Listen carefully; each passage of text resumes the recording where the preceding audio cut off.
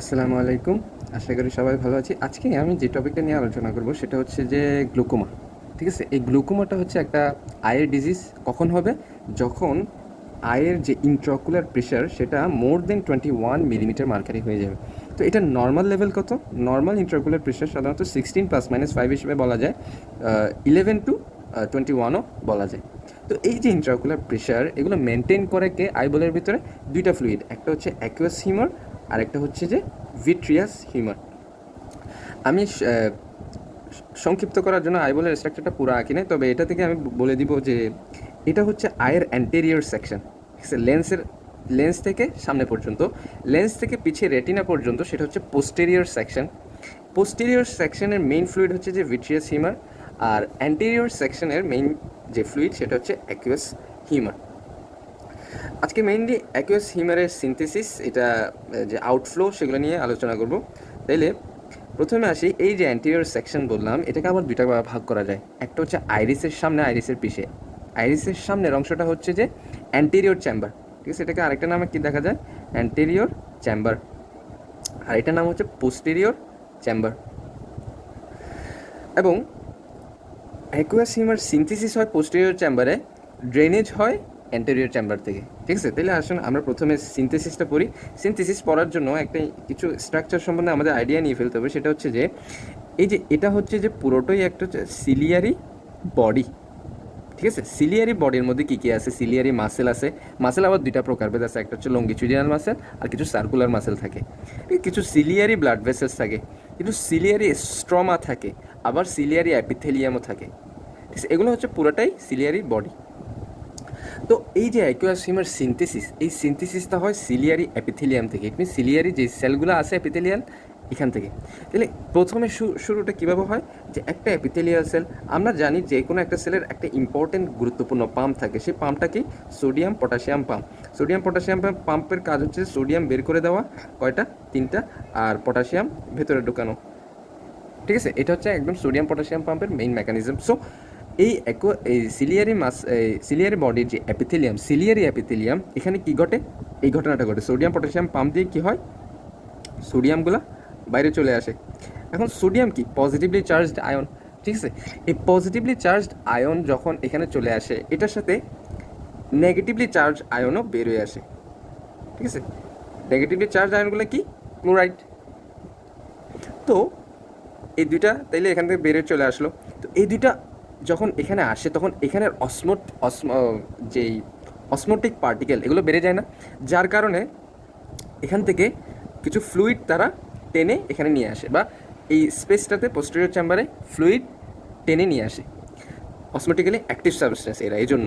আরেকটা কথা হচ্ছে যে এই যে সিলিয়ারি অ্যাপিথেলিয়াম, এখানে খুব গুরুত্বপূর্ণ একটা এনজাইম থাকে। সেই এনজাইমটা একটু পরে বলবো। এই জায়গায় কার্বন ডাইঅক্সাইড থাকে, হ্যাঁ, পানিও থাকে। ঠিক আছে? এই দুইটার যে রিয়েকশন করে কী তৈরি করে? Carbonic acid. এই কার্বনিক অ্যাসিড তৈরিতে সাহায্য করা হচ্ছে কার্বনিক অ্যানহাইড্রেস। এই এনজাইমটা এই সিলিয়ারি অ্যাপিথেলিয়ামে থাকে। তাহলে এই সিলিয়ারি অ্যাপিথেলিয়াম থেকে একটা কার্বনিক অ্যানহাইড্রেস এনজাইম আসে, যেটা কার্বন ডাইঅক্সাইড এবং পানিকে মিলিত করে কার্বনিক অ্যাসিড তৈরি করে। এই কার্বনিক অ্যাসিড পরবর্তীতে কী হয়? হাইড্রোজেন আয়ন তৈরি করে, আবার বাইকার্বনেট আয়ন তৈরি করে। এবং এটাও একটা অসমোটিক পার্টিকেল, এবং এটাও ফ্লুইড রিট্রাকশন করে এখানে নিয়ে আসে। তাহলে এটাই হচ্ছে যে অ্যাকুয়াস হিউমারের সিনথেসিস, বা ফ্লুইডটা কীভাবে তৈরি হয় অসমোটিক পার্টিকেলসের কারণে। তো এখন সাপোজ এখানে কি হলো? এখন অ্যাকুয়াস হিউমার সিনথেসিস হলো সিলিয়ারি অ্যাপিথেলিয়াম থেকে। তো এগুলো একটা পাথওয়ের মাধ্যমে ড্রেনেজ হয়। কীরকম? প্রথমে অ্যাকুয়াস হিউমারগুলো কোথায় থাকে? পোস্টেরিয়র চেম্বারে। ঠিক আছে? এই পোস্টেরিয়র চেম্বার থেকে অ্যাকুয়াস হিউমারগুলো, এই যে পিপিল, দুইটা আইরিসের মাঝখানের স্পেস, এই পিপিল দিয়ে কোথায় আসে? সামনে আসবে। মানে অ্যাকুয়াস হিউমার এখন কোথায় আসলো? অ্যান্টেরিয়র চেম্বারে। অ্যান্টেরিয়র চেম্বারে এসে এই অ্যাকুয়াস হিউমারগুলো কী হবে? ড্রেনেজ হবে। তার ড্রেনেজের সাধারণত দুইটা পাথওয়ে আছে। একটা মেইন পাথওয়ে যেটা, সেটা হচ্ছে যে এই দেখুন, এটা হচ্ছে আইরিশ, এটা হচ্ছে কর্নিয়া, আয়ের সামনের অংশ। আইরিশ এবং কর্নিয়ার মধ্যে যে অ্যাঙ্গেল, সেই অ্যাঙ্গেলটার নাম হচ্ছে যে আইরাইডো। ঠিক আছে? আইরাইডো কর্নিয়াল অ্যাঙ্গেল। এই আইরাইডোকর্নিয়াল অ্যাঙ্গেলের মধ্যে এই যে গ্রিন কালার আমি যেটা আঁকলাম, সেটা হচ্ছে যে ট্রাবিকুলার মেশওয়ার্ক। ট্রাবিকুলার মেশওয়ার্ক, এটা সাধারণত ফাইব্রাস টিস্যু দিয়ে তৈরি। এই ট্রাবিকুলার মেশওয়ার্কের নিচে একটা ক্যানেল আছে, এটার নাম হচ্ছে যে canal of Schlemm. Canal of Schlemm. তো অ্যাকুয়াস হিউমারগুলা এই যে ট্রাবিকুলার মেশওয়ার্ককে পাস করে দেন ক্যানেল অফ স্ল্যামে যায়, ক্যানেল অফ স্ল্যাম থেকে তারা ড্রেন করে অ্যাকুয়াস ভেইন, এই ভেইনটার নাম হচ্ছে অ্যাকুয়াস ভেইন। যেহেতু অ্যাকুয়াস হিউমার ড্রেন করে, এটার এই নাম থেকে অ্যাকুয়াস ভেইন নাম দিছে। এই অ্যাকুয়াস ভেইন দেন ড্রেন করা হচ্ছে এপিস্ক্লেরাল ভেইন, এটার নাম হচ্ছে যে এপিস্ক্লেরাল ভেইন। কেন? কারণ হচ্ছে দেখুন এই ভেইনটা স্ক্লেরার সাথে বা স্ক্লেরার পাশাপাশি থাকে। আমরা কিন্তু একদম বেসিক যেটা বিষয় সেটা হচ্ছে যে স্ক্লেরা কিন্তু আইবলের একটা লেয়ার, সবচেয়ে বাইরের লেয়ার। এটা যখন সামনে চলে আসে আমাদের আইবলের, তখন এটা একদম ট্রান্সপারেন্ট একটা স্বচ্ছ একটা লেয়ারে তৈরি হয়, সেটা হচ্ছে কর্নিয়া। ঠিক আছে, তাইলে কর্নিয়ার পেছনের অংশ স্ক্লেরার সামনের অংশটা হচ্ছে কর্নিয়া। ঠিক আছে, তো দেখুন এটা হচ্ছে স্ক্লেরাল ভেইন। তাহলে এখানে ঘটনা ঘটলো কি, অ্যাকুয়াস হিউমার সিনথেসিস হলো, সেগুলো পিউপিল দিয়ে অ্যান্টেরিয়র চেম্বার থেকে ট্রাবিকুলার মেশওয়ার্ক দিয়ে ক্যানেল অফ স্ল্যাম, এখান থেকে অ্যাকুয়াস ভেইন থেকে স্ক্লেরাল ভেইন।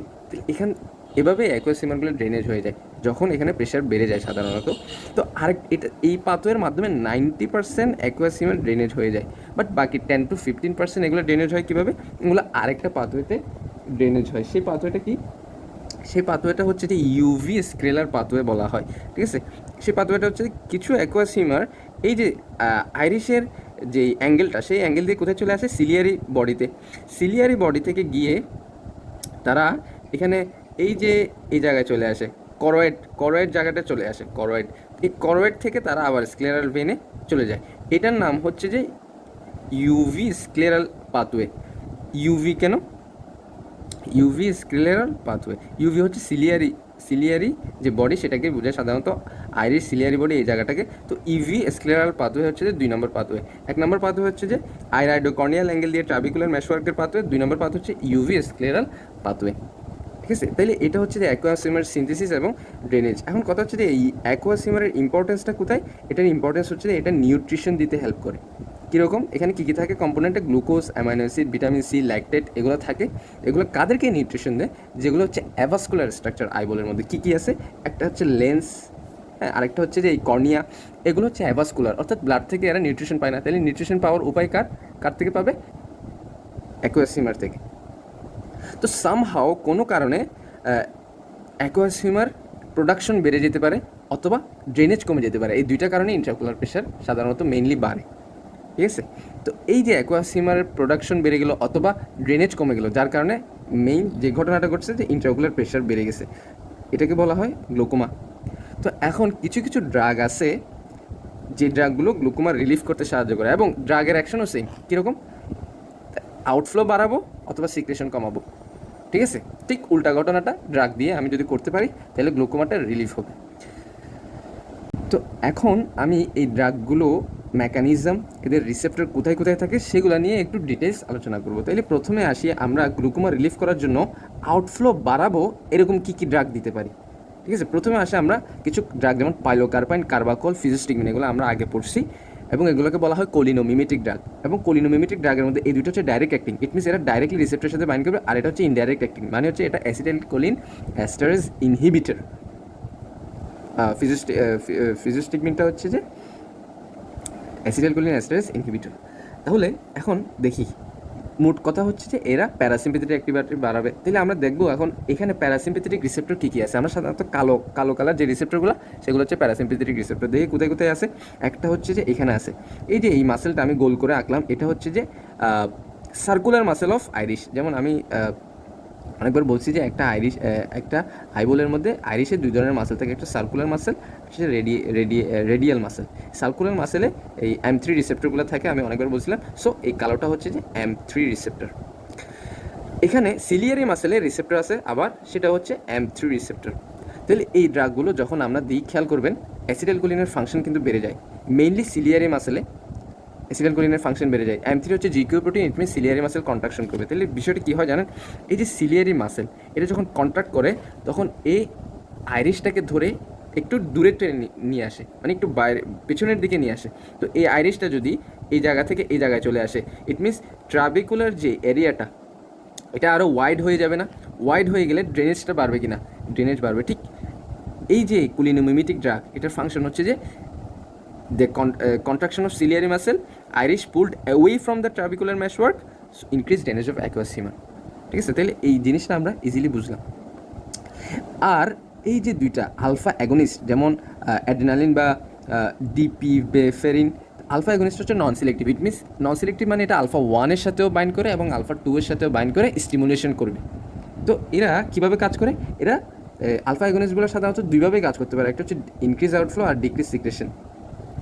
এবং আলফা রিসেপ্টরগুলো আমি লাল কালার দেখাইছি, দেখেন এই যে সিলিয়ারি ব্লাড ভেসেল, তাই না? এই সিলিয়ারি ব্লাড ভেসেল থেকেই তো মূলত ফ্লুইডগুলো সেলে আসে, সেল থেকে আবার এখানে চলে আসে। তো এই আলফা অ্যাগনিস্টের মধ্যে আলফা 1 রিসেপ্টরটা সিলিয়ারি ব্লাড ভেসেলে থাকে। এখন আলফা অ্যাগনিস্ট যখন নন সিলেক্টিভ আমি ড্রাগটা দিব, তাহলে এটা আলফা 1-এর সাথে বাইন্ড করবে কিনা? অবশ্যই।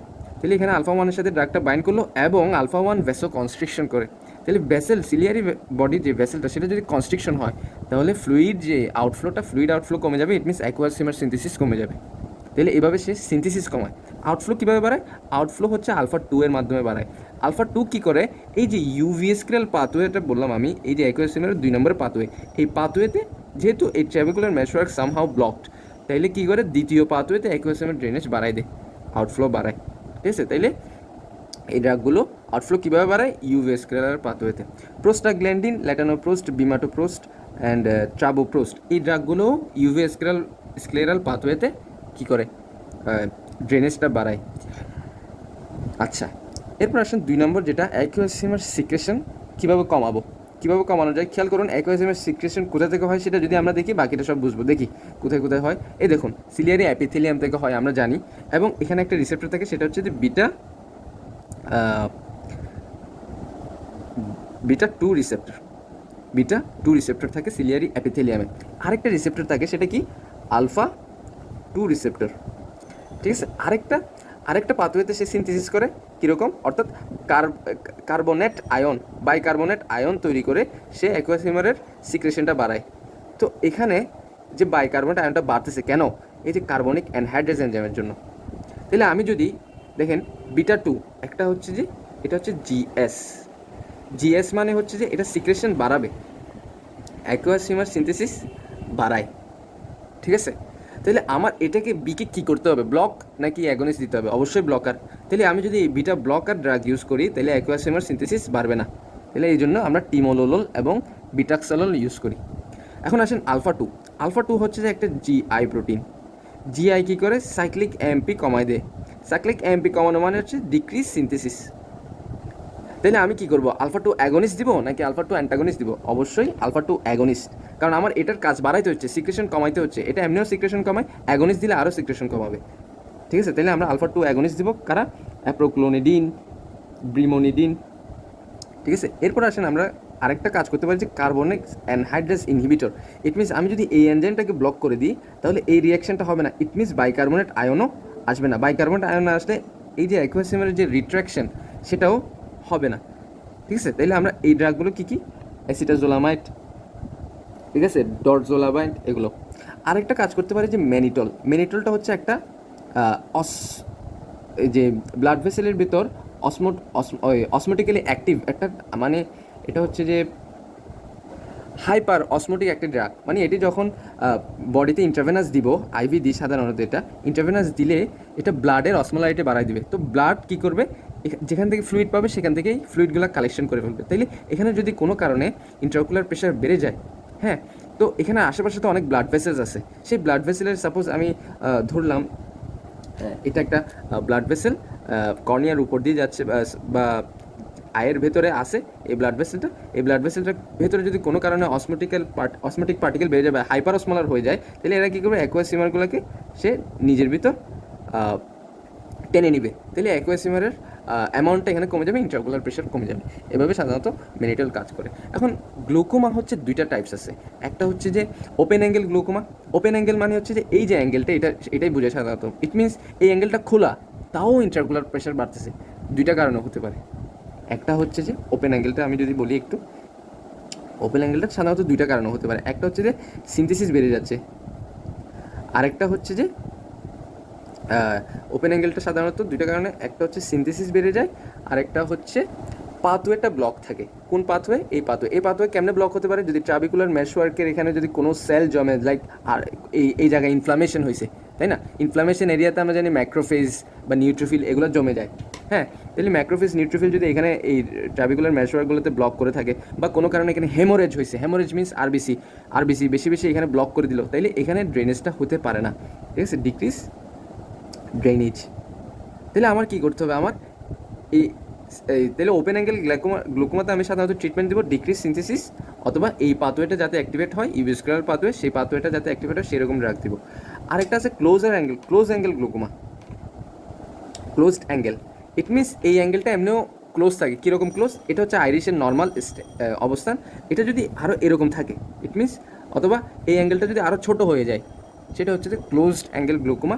সেখানে আমরা ট্রিটমেন্ট কী দিতে পারি, এমনিও অ্যাঙ্গেলটা ক্লোজড, ঠিক আছে, সেখানে আমরা ট্রিটমেন্ট দিব এই আইরিশটাকে টেনে পিছনে নিয়ে আসার মতো এরকম কোনো ড্রাগ আছে কিনা, অবশ্যই আছে, এই যে পাইলোকার্পাইন, কার্বাকল, ফিজোস্টিগমিন, এগুলো যখন আমরা দিব আইরিশটা কিছুটা পুলড অ্যাওয়ে হবে আর ইনক্রিজ ড্রেনেজ বাড়বে।